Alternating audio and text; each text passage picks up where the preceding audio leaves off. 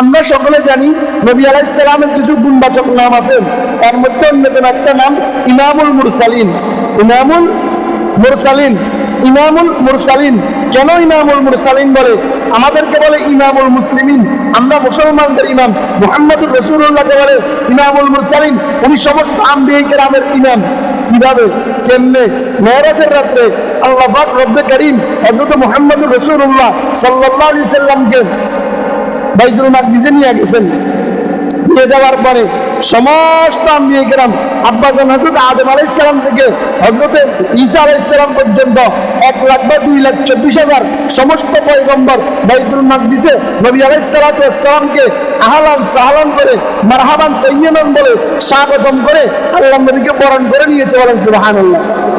শুধু তাই নয়, সেইখানে বিশাল একটি কাতারবন্দি হয়ে গেল। সমস্ত আম্বিয়া কেরাম উপস্থিত ছিলেন।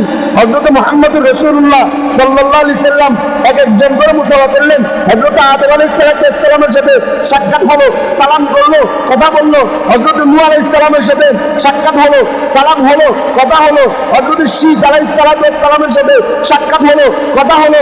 হযরত ইব্রাহিম আলাইহিস সালামের সাথে সাক্ষাৎ হলো, কথা হলো। হযরত মূসার সাথে সাক্ষাৎ হলো, কথা হলো। আস্তে আস্তে হযরত ঈসা আলাইহিস সালাম পর্যন্ত সমস্ত আম্বিয়া কেরামের সাথে মুহাম্মদুর রাসূলুল্লাহ সাক্ষাৎ করলেন, কথা বললেন। কোথায়? বাইতুল মাকদিসের মধ্যে। ওইখানে বিশাল আম্বিয়া কেরামের গণজামায়াত হইলেন। সমস্ত আম্বিয়া কেরাম আসলেন, বসলেন। হযরত মুহাম্মদুর রাসূলুল্লাহ সাল্লাল্লাহু আলাইহি সাল্লামকে সর্বোচ্চ সংবর্ধনা দিলেন। দেওয়ার পরে মুহাম্মদুর রাসূলুল্লাহ সাল্লাল্লাহু আলাইহি সাল্লাম বসা অবস্থায়, সমস্ত আম্বিয়া কেরাম বসা অবস্থায়, আযান হয়ে গেছে, ইকামত দিচ্ছেন। কোন আম্বিয়া কেরাম সামনে যাওয়ার সাহস করতেছে না। হযরত মুহাম্মদুর রাসূলুল্লাহ সাল্লাল্লাহু আলাইহি সাল্লামের শান আর মান আল্লাহ পাক কতটুকু উদ্য দিয়েছেন, সমস্ত আম্বিয়া কেরামের উপরে কতটুকু রাজত্ব দিয়েছেন, কুল কায়নাতের উপরে মুহাম্মদুর রাসূলুল্লাহর সম্মান কতখানি বৃদ্ধি করেছেন। আল্লাহ পাক সেই দিন মেরাজের রাতে বাইতুল মাকদিসের মধ্যে সমস্ত আম্বিয়া কেরামের সাথে, সমস্ত আম্বিয়া কেরামের সামনে, কুল কায়নাতের সামনে মুহাম্মদুর রাসূলুল্লাহকে ইমামতের মুসল্লা দিয়া সেদিন বুঝিয়ে দিয়েছে, মুহাম্মদ ও আমার রাসূল, ও আমার হাবিব, আমি রব্বুল আলামিন, আপনি রহমাতুল লিল আলামিন, আপনি কুল কায়নাতের মালিক, আপনি কুল কায়নাতের সরদার, আপনি কুল কায়নাতের বাদশা, আপনি কুল কায়নাতের জন্য রহমত, আপনি সমস্ত আম্বিয়াদের জন্য ইমাম, সমস্ত মানুষের জন্য ইমাম, সমস্ত আদম আলাইহিস সালাম থেকে কিয়ামত পর্যন্ত সকল আমিওয়ালা উম্মতের জন্য আপনি আদর্শ, আপনি আদর্শ। বলেন সুবহানাল্লাহ।